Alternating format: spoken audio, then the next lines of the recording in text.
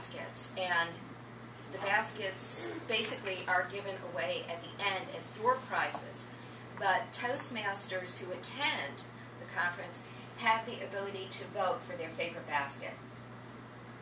The one with the most original design, or the one that's the most humorous, or the best theme. And that is our basket. And I will be taking that down to Destin today. So just to throw that out there for you. There's a lot that goes on with Toastmasters. And at this conference, there's going to be I believe it's the Table Topics Conference and the Humorous Speech Contest. And those will both be tomorrow. So if you ain't doing anything, come on down. Now, as General Evaluator, it is my privilege and pleasure to introduce to you today's evaluator, and that would be Ms. Deb Hill. Madam General Evaluator, honored guests, fellow Toastmasters, and especially Mark. Mark's speech was amazing today. There were several points that he did very well. The speech itself was organized. There was a clear opening, body, and conclusion. And that opening was dramatic. What's in your box? His choice of vocal variety, his usage of vocal variety was incredible. It kept our attention. He emphasized words, he was quieter on different points, and that helps draw the audience in. He had props, which were intriguing, well done, and the best thing that he had was his body language. When he talked about the boardroom, when he talked about panic, he used this side and this side.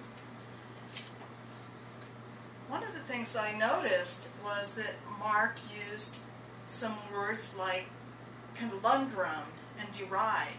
These are words that we have in our kit of Word of the Day, and I was intrigued that he brought in old words of the day into the speech and did it very well. Now, not to debilitate Mark, it's to help grow in the speech. It's to give Mark some pointers of how he can improve upon his speech. So I have 3 points. The first one was when you were getting the timer ready. Instead of saying, "Are you ready?"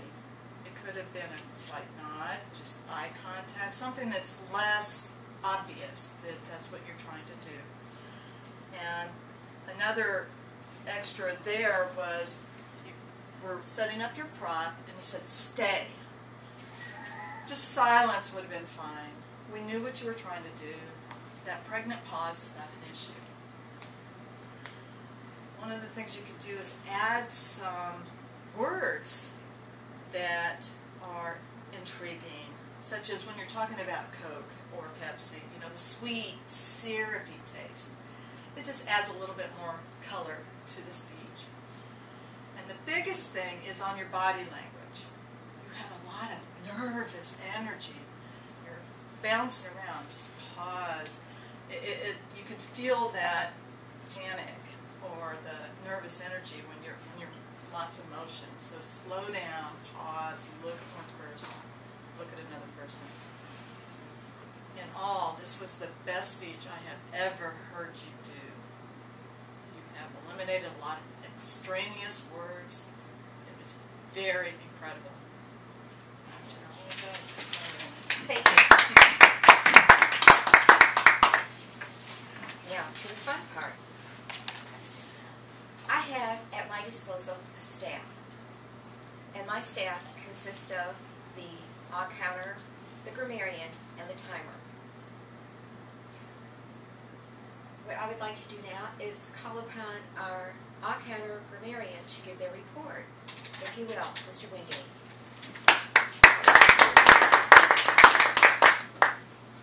Lisa had one word of the day, Mike had one word of the day, Mark had one word of the day, and one of the grammatical things that he said was, what are you stand for? Chris had one word of the day. Deb had one word of the day. Lydia, one grammatical error. Ain't doing anything. Oh, that was on Fine.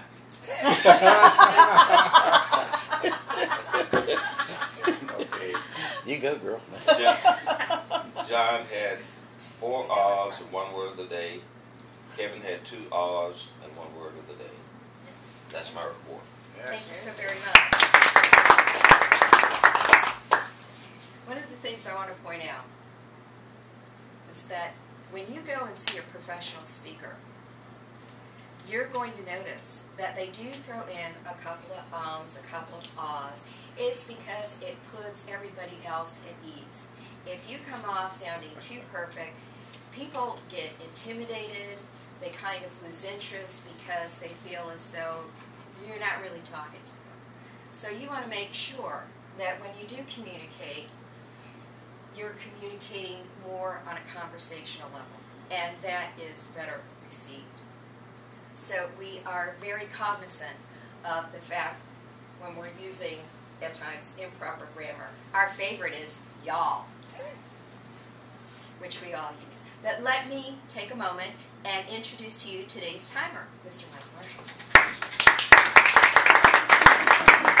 We had a whole variety of timing. Mark, your speech was supposed to be 4 to 6 minutes, and you nailed it, 5 minutes and 32 seconds. Our table topics, John, you were at 40 seconds. Kevin, you were at 42. Lydia, you were at 1 minute and 33 seconds. And Mark, you stretched it and stretched it. You made it at 1 minute and 6 seconds. So good. Very good. Deb, your evaluation was supposed to be 2 to 3, and it was 3:04. So, and I just want to point out, Gerald, next time I have some ahs and ums, I'm just trying to put y'all at ease. So with that, I will turn the meeting back over to Madam Toastmaster.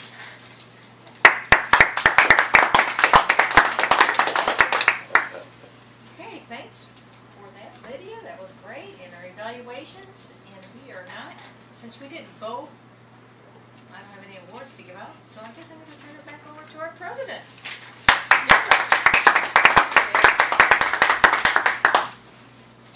Well, I want to thank our visitors, John Bruce and Kevin Ward, for coming this morning.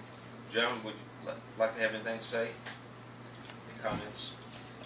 I like the fellowship and the opportunity to learn.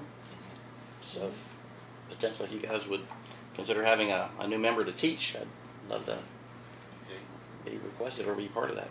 Excellent. We'd be glad to have you. Kevin? It's nice to see recognize some faces. I'm considering coming back to relaunch my self-improvement campaign. This is a wonderful place to do it. You folks are marvelous folks.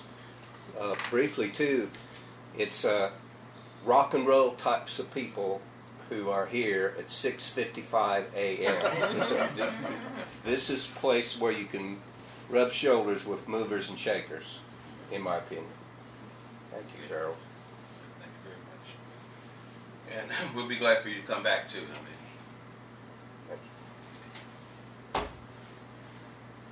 Okay. Do we have any old business that we need to talk about this morning? Okay, I think we'll take the rest of the time for us to enjoy the food that we got brought in today and socialize a little bit. With that, the meeting's adjourned.